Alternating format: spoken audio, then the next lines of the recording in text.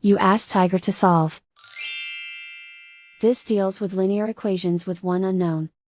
The final result is x equals 40. Let's solve it step by step. Swap sides. Isolate the x.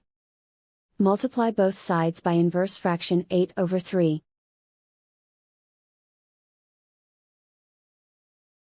Group like terms.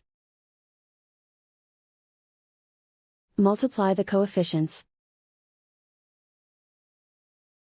Simplify the fraction. Multiply the fractions.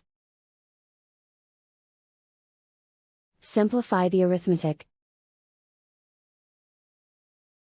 And so the final result is x equals 40.